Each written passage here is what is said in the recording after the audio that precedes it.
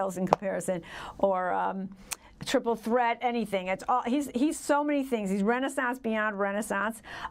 He has a great new book out called All for the Best: How Godspell Transferred from Stage to Screen. I only say that because I made a typo earlier. And an upcoming cabaret, AndrewMartin found in translation. There's a few other things we'll just reveal as we go along, or otherwise we'll have no interview and all intro. I'm pleased to welcome back to the show AndrewMartin. Thank you for coming back. Thank you for welcoming me back, darling. I was kind of bitten by the theater bug when I was 9 years old. Mm-hmm. I come from an entertainment family. My grandmother was the first woman in New York to own an operated chain of dance schools. Okay. And my mother was a child star during the golden age of TV, mm-hmm. on shows like Arthur Godfrey and His Friends, mm-hmm. and The Paul Whiteman Show and Star Time. She was really the first prominent female ventriloquist. She paved the way for Shari Lewis. Oh, wow. Okay. And yeah, so it's in the blood. Mm-hmm. And when I was 9, I just said, I want to do this, mm-hmm. and I just started doing it. Mm-hmm. And writing was something I always had a talent for, but it mm-hmm. wasn't something I was particularly interested in. Mm-hmm. It's just when I was 21, there was this new magazine starting up, and they needed writers, and they wanted younger people, and so I said, okay, let's give this a try. And it's been 25 years of that. Great. Yeah, we're going to talk more about that too, because mm-hmm. he's so many. He's like a wordsmith. I'm going to ask one more question that I was going to hold for later, but I want to ask now, but since we're talking in this vein. You have such a respect and reverence for artists and for theater. Now, and did that really come because of your genes, or it's like beyond? I mean, you're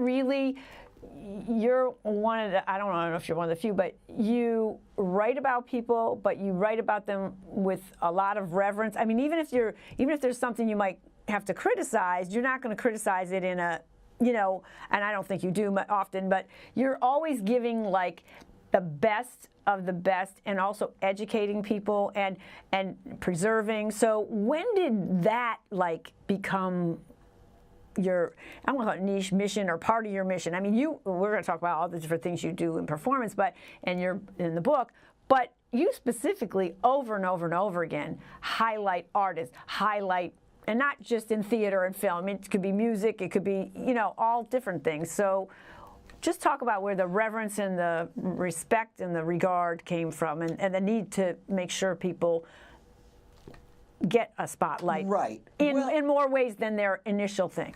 Well, I think it's partly because I'm a performer also. Right. First of all, I always get very embarrassed, like at a party, when somebody will introduce me to their friends as, oh, this is AndrewMartin, the entertainment critic. Because I'm not a critic. I don't write criticism. No. I'm a reviewer. Right. I write reviews.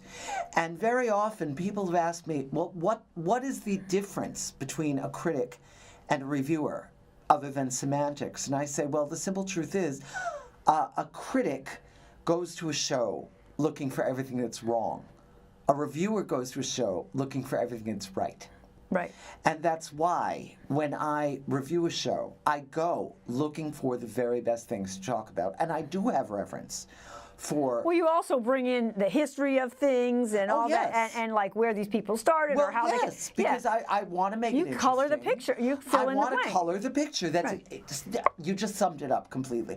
I want to color the picture. I don't just want to say, oh, here I was, and here was a show, and here was their song list, and here's what they did, and here's what was good, and here what was bad. No, I want to show, in part, their history, and what they've done in the past, and what they've won awards for, and what they've been lauded for in a critical sense, and in sense of their reviews. Mm-hmm. But I'm also, as I say, I'm a performer, so I am not out to... there's a common misconception mm-hmm. that people who review or people who are critics mm-hmm. only do it because they're not successful. Oh, they can't do the other thing. Right, They've exactly. Never, but that's not your case. You've been well, award-winning, nominated. It's not my case. No, it's not. I mean, you've won awards for your performances and all kinds of things. So. Yes, both for writing and for entertainment. Yes, and so, so I mean, I guess I'm in a slightly, I don't want to say more privileged, but a different position. Well, you know what? You've walked in the shoes. Well, yes. You've walked in the yes, shoes. and I still do. Yeah. So, but a lot of critics are just critics. It's not like they Right. perform. They don't come Exactly. from that. But also, what I think is so great, and then we're going to move on because I don't want to like lose too much time, is that I feel like even if somebody goes to, and Mel will put it up at some point, the Andrew Martin report, when you read one of those articles that you ponder on or write about, and some Right. are reviews and some are just like, which we'll talk about in a minute, how the Godspell thing came.